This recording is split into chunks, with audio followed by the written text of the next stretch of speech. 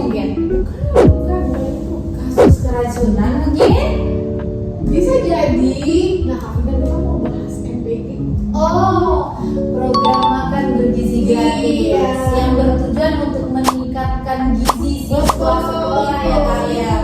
Tetapi kalian, MBG ini bukan hanya soal gizi saja kalian, tetapi sanitasi makanannya juga harus dijaga kalian. Makanya kami kan kita kedatangan 3 tamu spesial.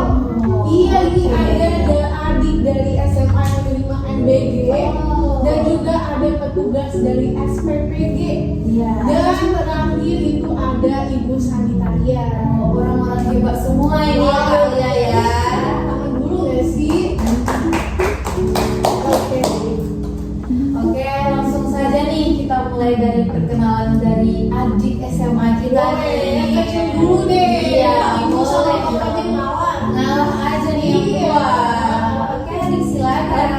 Halo Kak Pinkan. Halo. Semuanya. Aku Azahra, aku dari sekolah 154 Kota Padang. Aku merupakan salah satu perwakilan yang diundang oleh podcast Kak Alia dan Kak Pinkan ini. Aku udah kelas 12, biasa kakak Agit ya. Agit Sekarang yang di Mall Agit ya kami. Betul Iya. kalian. Oke. Selanjutnya bisa dari Bapak Hamdi. Saya Hamdi sebagai ketua siswa PG di salah satu MPG. Oke, lanjut dari Ibu sanitaria. Halo, saya Dira sebagai petugas sanitarian. Halo, Ria. Halo, Pak Adi. Oke, langsung saja nih ya Kak ya, tanpa berlama-lama. Boleh. Penasaran nih pengen tanya-tanya sama adik Zahra. Oh. Bagaimana sih perasaannya ada MBG ini dapat makan gratis bergizi gitu? Pastinya senang banget sih Kak, karena kan yang pertama kami jadi nggak perlu ngeluarin uang jajan itu untuk beli makanan, karena udah ada makanan gratis dari pemerintah. Iya, pengeluaran kami jadi Wah, bisa Iya. ditabung ya uangnya untuk beli kalau cewek-cewek sekarang tabu ya. Betul Kak, betul. Tapi ada nih Kak, saat kami mau makan MBG itu kan udah dapat nih MBG. Kira-kiranya adalah jam-jam 12-an kalau di sekolah aku kan. Di siang hari nih, Ah. makan siang. Nah jadi pas kami mau makan kan itu omprengnya itu ditutup. Nah pas dibuka itu kadang bau gitu kan. Iya, nasinya kadang juga keras gitu kan. Nah itulah nggak tahu ya kan Kak kenapa bisa bau gitu kan kadang. Tapi kami juga nerima gitu. Pak, karena kami juga. iya alhamdulillah bersyukur. Kadang kami makannya juga pakai kerupuk gitu Kak. Kami tambah sama kerupuk biar bisa kedorong lah gitu kan. Nah ini makanya ini menarik banget nih. Makanya kita ngundang Bapak dari SPPD biar bisa ngasih tahu kita kenapa nasi itu bisa makan bau. Nah, betul. Ya langsung aja Bapak Hamdi, kenapa nasi MBG itu? Nah, jadi ini di Zahra dan semuanya. Kemungkinan MBG yang disajikan kepada adik-adik ini mengalami perubahan aroma dikarenakan kami di dapur itu sudah memasak sebelum subuh dikarenakan porsinya yang banyak. Sedangkan MBG ini disajikan kepada adik-adik ini kan udah siang. Nah, jadi kemungkinan mikroorganisme seperti bakteri bisa menyebabkan perubahan aroma dan kualitas makanan. Waktu lama kalian. Jadi gini Pak Amdi, bukan karena soal proses pembuatan ya Pak Amdi, ataupun alat yang digunakan mungkin, dan bisa jadi sayurnya mungkin yang udah layu atau dagingnya yang kurang segar, bukan itu ya Pak Amdi? Dan itu enggak, dapur kami ini sudah memiliki standar prosedur yang sudah ditetapkan. Oh bicara soal dapur nih Pak. Ini dapur ini sebenarnya punya standar kesehatan buat apa gimana Pak? Tentu saja kami harus memiliki prinsip sanitasi seperti area dapur itu harus bersih dan terpisah dari tempat sampah. Kemudian ventilasinya memadai, harus memiliki tempat cuci tangan dan cuci peralatan.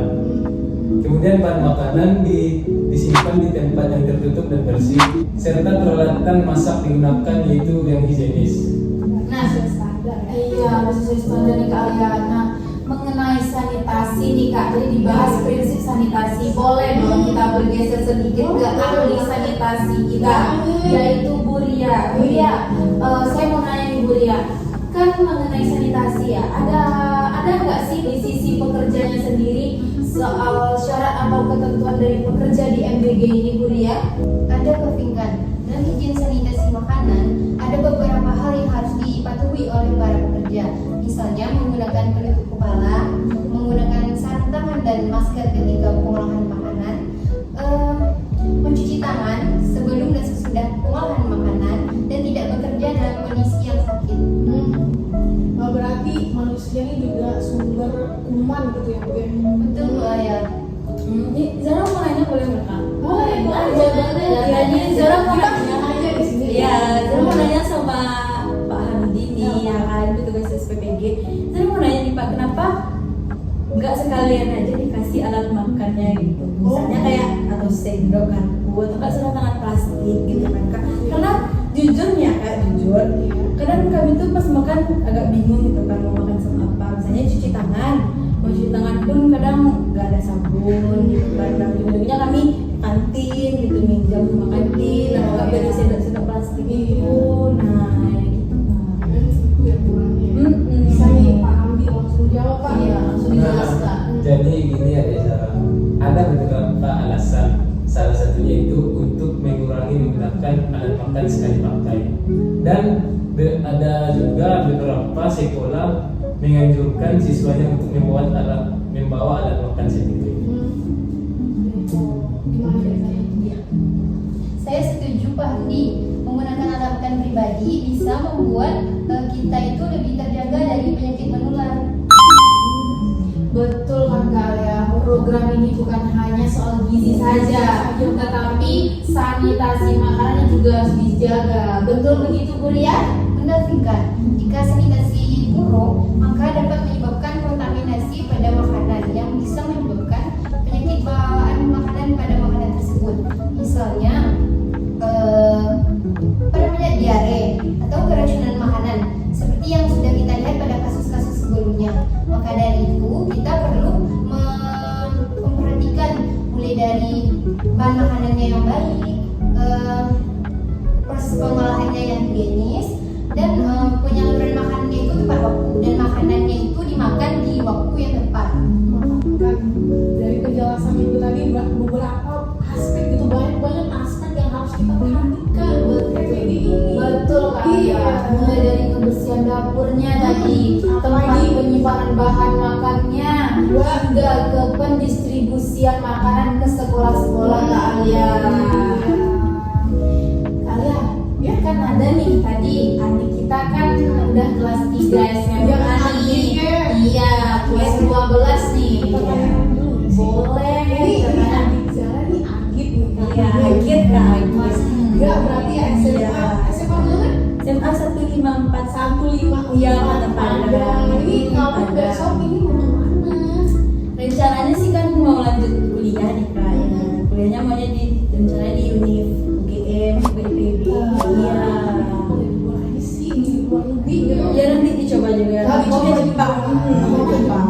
Boleh tahu nggak nih jurusannya apa nih yang diinginkan banget sama adik Zara nih? Zara sih maunya ya di bidang-bidang kesehatan gitu juga sih Kak. Mau di bidang Kesehatan loh. Iya. Ada sedikit tadi. Oh ya, aplikasi review lagi. Semua bisa nular ya Kak ya. Iya, udah dari lama kan pengen kesehatannya bukan karena pas Enggak, bukan Kak. mau ya. Dari sini lingkungan juga kan bisa pergi ke SPPG. Iya. Betul Mbak ya. Kayak tahu nanti kerjanya sama banget tapi Bisa jadi akuntan SPPG dong. Akuntan SPPG juga bisa. bisa.